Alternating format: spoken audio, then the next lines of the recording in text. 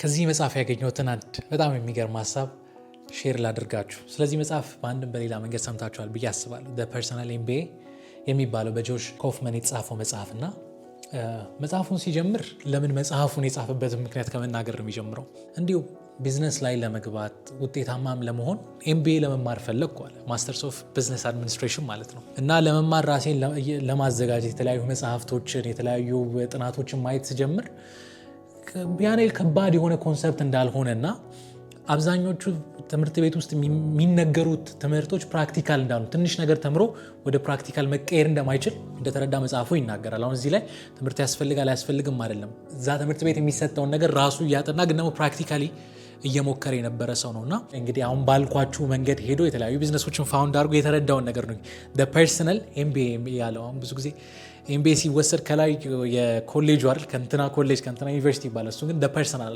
በግሌ ሞክሬ የተማርኩት ነገር ነው የሚለው እና ስለ ቢዝነስ መሰረታዊ ነገር ይናገራል። ከገቡኝ እንደው አይምሮ ላይ ከቀረ ነገር እንደው አንድ ነገር ልንገራችሁ። ምን ይላል መሰላችሁ መጽሐፉ? ቢዝነስ ክሬት ማድረግ ማለት ወይ ደግሞ ቢዝነስ መፍጠር ማለት ሁለት ነገሮችን የሚይዝ ነገር ነው ይላል። አንደኛ የሰዎችን ፍላጎት ማርካት የሚችል የሆነን ምርት የሆነን አገልግሎት ሊሆን ይችላል፣ ብቻ የሆነ ቫሉየብል የሆነ ዋጋ ያለውን ነገር መፍጠር ነው ይላል። ፍላጎትን ማርካት ነው አንደኛው። ሁለተኛ ግን ፍላጎት ማርካት ብቻ አይደለም። ይሄንን ይሄ ፍላጎታቸው እንዲረካላቸው ሰዎች ለዛ ነገር የሆነ ቫሉየብል የሆነ ነገር መለወጥ መቻል አለባቸው ይላል። በገንዘብ ሊሆን ይችላል፣ በሆነ ነገር ሊሆን ይችላል። እናንተ የፈጠራችሁትን ነገር መግዛት እንዲችሉ አድርጋችሁ መፍጠር ከቻላችሁ እናንተ ቢዝነስ ክሬት አድርጋችሁ ይላል። ስለዚህ ፍላጎት ብቻ ሳይሆን ለዛ ፍላጎት ዋጋ ከተከፈለ ነው ያ ነገር ቢዝነስ የሚባለው። ቢዝነስ ክሬሽን ማለት እነዚህ ሁለቱ ነገሮች ያጣመረ ነው ካለ በኋላ ይሄ ቢዝነስ ክሬት ማድረግ የሚባለው ነገር 5 የተለያዩ ምሰሶዎች አሉት ይላል። እንግዲህ አንደኛው ከወደቀ ወይ ደግሞ አንደኛው ከሌለ እንደሚጋደል ወይ ደግሞ እንደተጣመመ ህንፃ ቁጠሩት። እነዚህ 5 ነገሮች ሊኖሩት ይገባል ይላል። ምንድናቸው እነዚህ? የመጀመሪያው ቅድም ያልኳችሁ ቫሊዩ ክሬሽን የሚል ሀሳብ ያነሳል። የሆነ ነገር ክሬት ማድረግ አለባችሁ። የሰውን ችግር መፍታት፣ ሰው የሚፈልገውን ነገር ሳትስፋይ ማድረግ መቻል አለባችሁ። ሁለተኛ ማርኬቲንግ ይለዋል።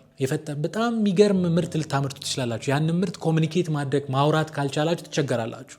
ጸሐፊው ብዙ ጊዜ ማርኬቲንግን ሰዎች ከማስታወቂያ ጋር ያገናኙታል ይላል። ነው ማስታወቂያ ብቻ አይደለም። ማርኬቲንግ በብዙ መንገድ ይሰራል። ግን የማርኬቲንግ ትልቁ ዓላማ እናንተ ያመረታችሁት ምርት ሰው እንዲረዳው ቀለል ባለ አማርኛ፣ እናንተ ደግሞ ከሌላው ምን ለየት እንደሚያደርጋችሁ ሜንሽን አድርጋችሁ ቀለል ባለ ምንድነው ቋንቋ ኮሚኒኬት የምታወሩበት መንገድ ነው የሚል ሀሳብ ያወራል። ሰው ማርኬቲንግ ኢዝ ኮሚኒኬሽን ይሏል። ከዛ ደግሞ ሶስተኛው ሴልስ ነው። መጥራት ብቻ አይደለም፣ ኑ ማለት ብቻ አይደለም፣ ኮሚኒኬት ማድረግ ብቻ አይደለም፣ የመጣውን ወደ ገንዘብ መቀየር እንዳለብን መጽሐፉ ይናገራል። ያ ደግሞ የምታደርገው ሴልስ ነች። ከዛ አራተኛው ትልቅ ሚዛን የምትደፋው ኢዝ ቫልዩ ዲሊቨሪንግ ይባላል።